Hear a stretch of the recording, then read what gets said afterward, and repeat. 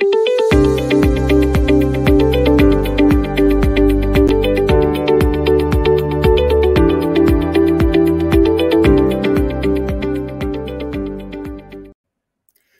a todos los presentes, bienvenidos a este simposio virtual. Soy la doctora Virginia García Lez Moreno, soy especialista de productos en genética reproductiva en la empresa de sistemas genómicos y en esta sesión vamos a hablar del análisis crítico de las indicaciones actuales en el diagnóstico genético preimplantación.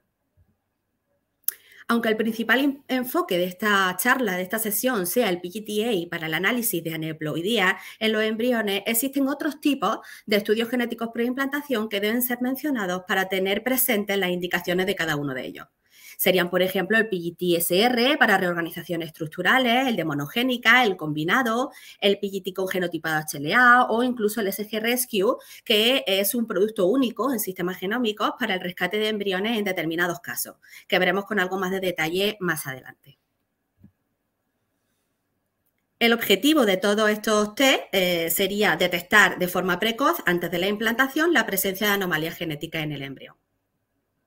Comenzando por el PGT-A, el PGT para el análisis de aneuploidía, debemos de mencionar que se trata de un screening, de un cribado, de una selección de embriones cromosómicamente normales de una cohorte donde se sospecha que está elevada la proporción de embriones cromosómicamente anormales, de manera que no existe alteración cromosómica conocida en los progenitores.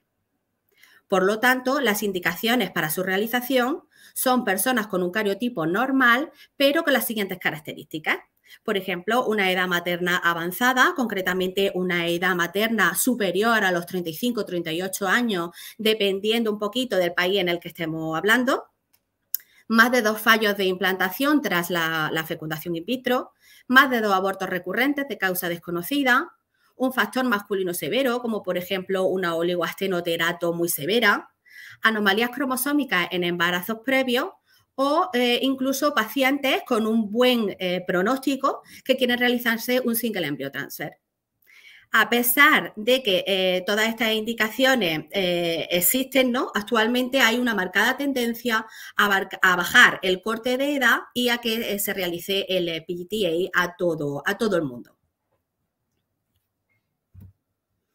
Además, existen ciertas indicaciones de PGT-A en determinados países, aunque quizás no aplicarían en Colombia, pero hay que tenerlas en cuenta frente a la consulta de pacientes de otros países. Por ejemplo, puede haber países donde las compañías aseguradoras cubren económicamente determinados estudios o en determinadas condiciones. Por ejemplo, podría haber aseguradoras que cubran hasta 3 ciclos de fecundación in vitro, pero siempre y cuando haya transferencia. De manera que si no hay transferencia embrionaria, ese ciclo no cuenta. Por lo tanto, al hacerse el PGT, la paciente se asegura que no se va a transferir un embrión anormal y no le cuenta ese ciclo dentro de los 3 asegurados por la compañía. Por último, también puede haber países donde el aborto es ilegal. Por eso, en estos casos, las pacientes siempre quieren hacerse el PGT-A o cualquier tipo de estudio genético que exista para asegurarse ese recién nacido vivo sano. Con respecto a la primera indicación para realizar el PGT-A, he mencionado que era la edad materna avanzada. Es un tema en el que me gustaría profundizar un poquito más. Es bien conocido que las probabilidades de que se produzcan anomalías cromosómicas numéricas en los ovocitos y, por lo tanto, el riesgo de que se produzcan en el embrión resultante y tener un hijo con algún síndrome cromosómico aumenta de forma exponencial con la edad materna. Esto es debido a un envejecimiento de la reserva ovárica, ya que la mujer nace con una dotación ya establecida de ovocitos que progresivamente van desapareciendo a lo largo de los ciclos menstruales. Un envejecimiento de la reserva ovárica que se traduce en un mayor riesgo de que los ovocitos generen errores durante la meiosis. Es decir, con el paso del tiempo, el proceso de meiosis se vuelve más ineficaz, dando lugar a embriones con ganancia o pérdida de cromosomas. Además, es también conocido que hay un mayor riesgo de errores en la meiosis de los ovocitos que en la meiosis de los espermatozoides. Es decir, que la ovogénesis es un proceso que se alarga mucho en el tiempo, ya que desde que la mujer es un feto de 14 semanas, ya tiene generadas y preparadas todas las vesículas germinales que tendrán que esperar y madurar con cada ciclo menstrual. Así pues, la posibilidad de un embarazo evolutivo y sano disminuye considerablemente a partir de los 35 años y a medida que avanza la edad de la madre. El porcentaje aproximado de generar embriones alterados con respecto a la edad materna es de un 30% en las pacientes menores de 30 años y aproximadamente un 80% a partir de los 41 años. A lo largo de estos años hemos ido aprendiendo que el estudio cromosómico de los embriones antes de la implantación supone un gran beneficio para determinadas parejas, ya que podemos encontrar hasta un 60-70% aproximadamente de embriones aneuploides en los primeros estadios de desarrollo. Y además con diferentes tipos de anomalías. De manera que el PGT-A conlleva una serie de beneficios ampliamente validados, como son un aumento en la tasa de implantación clínica, un aumento en la tasa de gestación evolutiva por transfer, una disminución de la tasa de aborto y el riesgo de descendencia afecta, una disminución del tiempo en el que podemos conseguir el recién nacido vivo sano en casa, también hace que se aumente la tendencia hacia la transferencia de un único embrión, el single embryo transfer, y por lo tanto va a disminuir la tasa de gestación múltiple y también va a disminuir el uso del diagnóstico genético prenatal invasivo y no invasivo. Pudiendo concluir, ¿no?, finalmente, que el PGT-A puede aumentar la eficiencia y la rentabilidad del ciclo de reproducción asistida. Aquí mostramos dos artículos interesantes sobre cómo el PGT es una técnica revolucionaria y beneficiosa para los pacientes, ya que se aumenta la eficiencia y la rentabilidad del ciclo, como he dicho antes, pero sobre todo resulta más beneficiosa en las mujeres de edad avanzada y con un número razonable de blastocistos disponibles. El PGT-A aumenta la eficiencia del ciclo porque aumenta las probabilidades de embarazo, disminuye las tasas de aborto, etc. Es decir, se consigue la misma cantidad de recién nacidos por ciclo, pero en menos tiempo y con menor esfuerzo y gasto. Sin embargo, no va a aumentar la eficacia, que es otro concepto diferente, la eficacia del ciclo dentro de una misma clínica, porque nosotros no aumentamos el número de embriones euploides o transferibles que puede generar una mujer. Es decir, el PGT-A no cura las aneuploidías, pero sí puede cambiar la eficacia entre diferentes clínicas o métodos. Según los datos de este estudio, si aplicamos el PGT-A a los embriones de una pareja, podemos ver que tras la transferencia de un único embrión euploide, se aumenta considerablemente la tasa de implantación al 67% y la tasa de gestación a término al 37,4%. Además, con esta gráfica podemos ver cómo aplicando el PGT-A a los embriones, la tasa de implantación es independiente de la edad materna, de manera que al obtener ese embrión euploide para transferencia, estamos eliminando el factor de edad materna avanzada. Las técnicas de análisis de los embriones para el estudio de aneuploidía han evolucionado mucho a lo largo de estos años, siendo la NGS el gold estándar a día de hoy. Poco a poco los laboratorios de genética han ido aumentando su sensibilidad, mejorando sus algoritmos de diagnóstico para poder identificar los casos de mosaicismo embrionario. Por lo tanto, se hace imprescindible contar con un buen laboratorio de genética que realice el diagnóstico de forma óptima, que realice una validación adecuada de las plataformas de secuenciación y los protocolos usados. Un laboratorio de calidad que tenga un correcto análisis e interpretación de los resultados y que nos dé con exactitud los puntos de corte para decir que un embrión es normal o anormal y que tenga una alta capacidad para detectar mosaicismo. De esta manera, el médico prescriptor puede estar tranquilo de que está tomando las mejores decisiones. Además, se ha observado que existe una elevada variabilidad entre diferentes centros de fertilidad.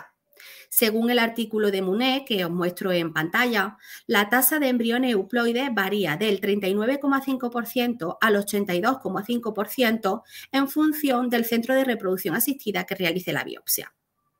Mientras que la media de tasa, la media estimada de tasa de embriones euploides debería de ser del 68,4%, por lo tanto hay muchos laboratorios que no llegan a ese porcentaje.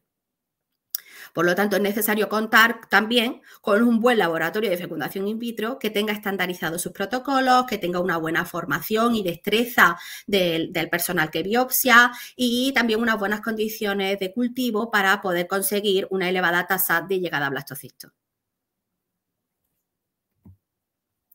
Sin embargo, si todo funciona correctamente dentro de un laboratorio de FIP, la biopsia en el estadio de blastocisto no debe de afectar a la tasa de implantación. Se muestra, por ejemplo, también este reciente estudio donde se observa una tasa de implantación del 47,9% en los embriones que han sufrido biopsia, embriones biopsiados, frente a un 45,8% de tasa de implantación en embriones no biopsiados utilizados como grupo control. Además, dentro del estudio del PGTA, me gustaría hablar del estudio del ADN libre en el medio de cultivo embrionario, lo que muchos conocen como el PGT no invasivo. Debido a los inconvenientes que supone la realización de una biopsia embrionaria en muchos centros, muchos laboratorios de FIP, surgen cada vez más estos métodos, nuevos métodos no invasivos de muestreo con el fin de evaluar el estado genético de los embriones preimplantación. Con este estudio analizamos la dotación cromosómica del medio de cultivo embrionario para establecer una correlación con el estado cromosómico de los embriones sin necesidad de realizar una biopsia embrionaria. Se trata de un método de clasificación embrionaria basándonos en los datos cromosómicos obtenidos en el medio de cultivo. Se trata de un screening inicial de priorización de los embriones que tienen mayores posibilidades de ser euploides para hacer su transferencia.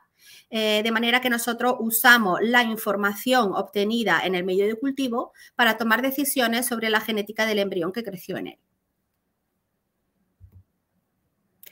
Se trata de una metodología aceptada y en auge actualmente, donde los resultados obtenidos en el medio de cultivo son consistentes con los resultados en biopsia de trofostodermo, es decir, existe concordancia en los datos que se obtienen, ¿no? Según el sitio donde se tome la muestra.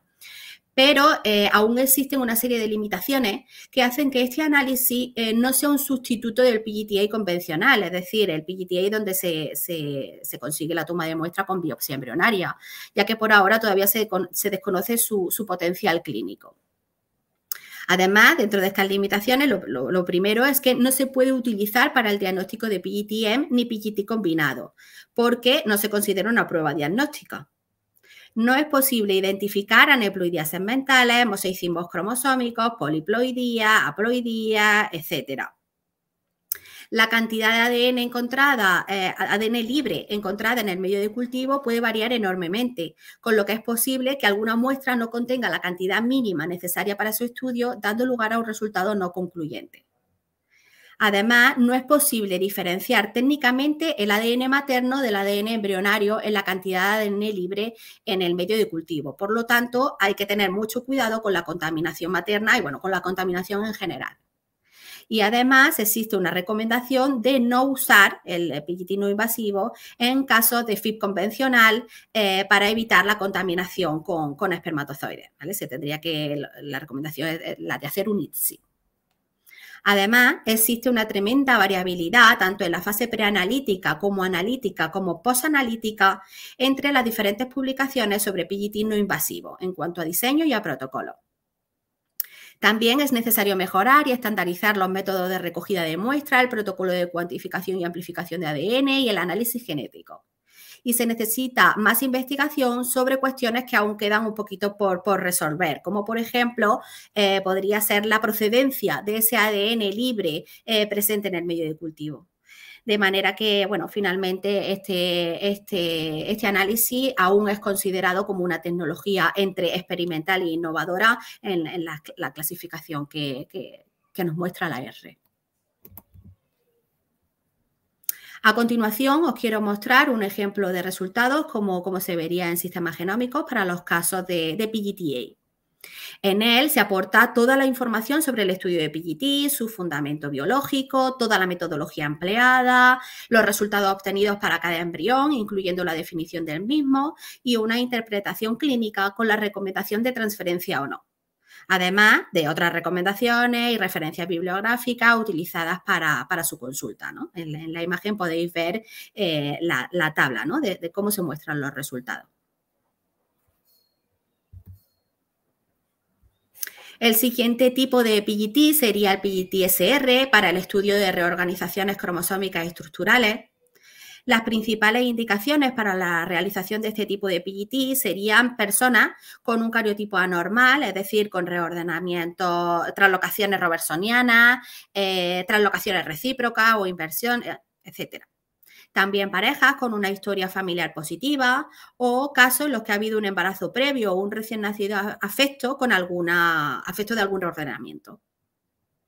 La incidencia de portadores de translocaciones cromosómicas equilibradas es del 0,2% en la población general.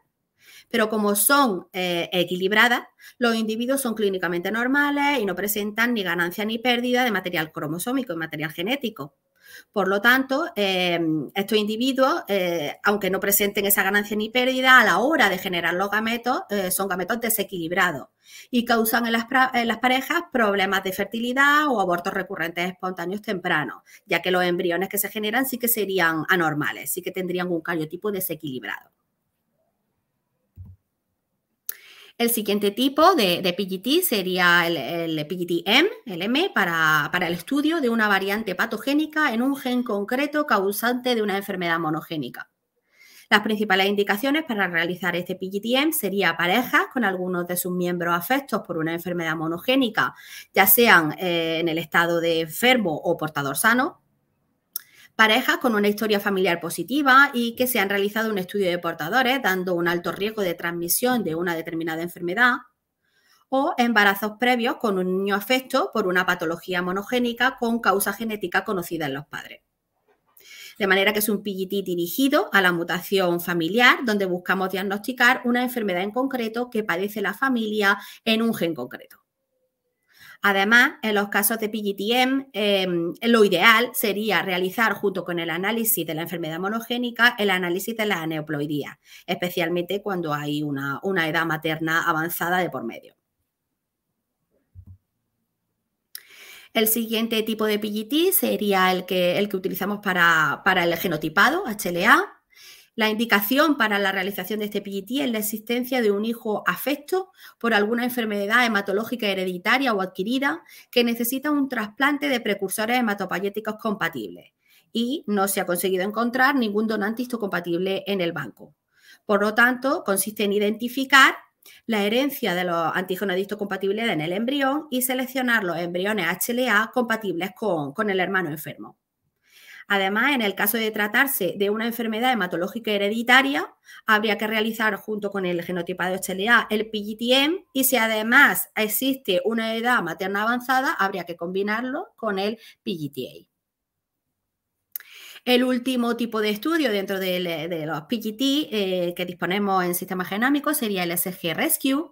Es un producto único desarrollado por nuestra empresa para el rescate de blastocistos procedentes de cigotos unipronucleares. Se realiza un estudio simultáneo de la haploidía, de la aneuploidía o euploidía y de la parentalidad de este tipo de blastocistos unipronucleares. Este tipo de embriones normalmente son descartados por los laboratorios de fecundación in vitro y podrían suponer el éxito reproductivo en determinadas parejas de alta complejidad. De manera que, pues según nuestros cálculos, según nuestros estudios, el 40% de estos embriones, de estos blastocistos derivados de cigotos unipronucleares, resultan realmente que son diploides, son euploides y son heteroparentales y podrían ser rescatados para su uso reproductivo. Es decir, no habría por qué descartarlo. Y como conclusiones, tenemos que el PGT-A mediante NGS en muestras de trofoestodermo de blastocistos es una técnica muy robusta y la mejor opción actualmente de cribado cromosómico para seleccionar un blastocisto euploide, intentar seguir esa tendencia que hay hacia hacer un single embryo transfer y mejorar los resultados clínicos. Además, el factor de mayor impacto en la incidencia de aneuploidía sería la edad materna avanzada, por lo tanto es la principal indicación para realizar este estudio. Sin embargo, aún existe cierta controversia sobre si realmente es beneficiosa en todos los grupos de pacientes, en pacientes de todas las edades. Es una técnica bien implementada en los laboratorios de fecundación in vitro, de manera que la realización de la biopsia embrionaria no debe de reducir la tasa de implantación. En los casos donde no es posible realizar la biopsia embrionaria, el estudio del ADN libre en el medio de cultivo podría ser, en determinados casos, una opción interesante para la priorización de los embriones a transferir, aunque siempre debemos de tener en cuenta las limitaciones y la gran variabilidad que existe hoy en día. Con la evolución de la tecnología NGS hemos mejorado muchísimo en el análisis de los embriones y en la detección de mosaicismo, pero siempre debemos de contar con un buen laboratorio de FIB y un buen laboratorio de genética para conseguir el éxito del ciclo. Y eso es todo. Muchas gracias por vuestra atención.